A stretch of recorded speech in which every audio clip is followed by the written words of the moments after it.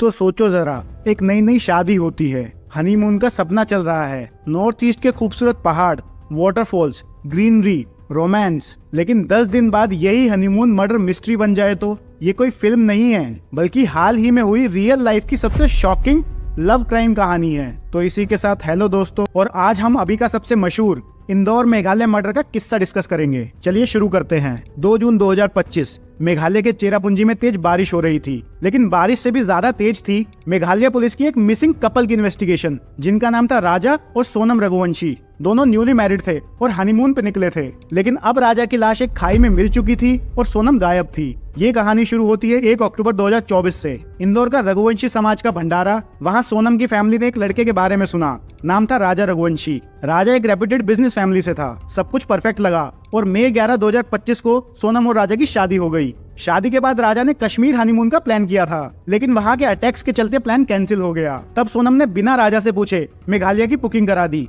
21 मई 2025 को दोनों गुवाहाटी पहुंचे, कामाख्या देवी के दर्शन किए और फिर मेघालय चले गए। फोटोज क्लिक किए, फैमिलीज को शेयर किए, सब कुछ एक परफेक्ट हनीमून जैसा था। लेकिन 23 मई को एक ऐसा इंसिडेंट हुआ जो सब बदल देने वाला था। 23 मई की सुबह दोनों ने सुबह 5:30 बजे चेकआउट किया, फिर दोनों निकले वी सॉडोंग वाटरफॉल्स देखने, जो चेरापूंजी से 12 से 15 किलोमीटर दूर है। दोपहर 12:30 बजे तक सोनम ने अपनी सास को फोन किया और बताया कि वो दोनों एक मुश्किल ट्रैकिंग लोकेशन पे है। और उसके बाद silence, phone switched off, network के नाम पे कुछ नहीं। लेकिन जब 24 मई तक कोई खबर नहीं आई, राजा की फैमिली परेशान हो गई। राजा की फैमिली ने उनकी एक फोटो देखी जिसमें स्कूटी का नंबर था। कॉल लगाया तो पता चला वो स्कूटी उन्होंने रेंट पे ली थी, लेकिन अब तक रिटर्न नहीं की। तब इंदौर पुलिस ने मिसिंग कंप्लेंट फाइल की। टूर गाइड से पूछताछ के बाद पता चला सोनम और राजा को लास्ट टाइम देखा गया था किसी सुनसान ट्रैक पे 3 अननोन आदमियों के साथ। सर्च ऑपरेशन के दौरान एक खाई में पुलिस को राजा की सड़ी हुई लाश मिली, जिसके हाथ पे राजा नाम का टैटू था। मर्डर कंफर्म हो गया और लाश के पास एक कुल्हाड़ी भी मिली। पोस्टमार्टम रिपोर्ट ने दिखाया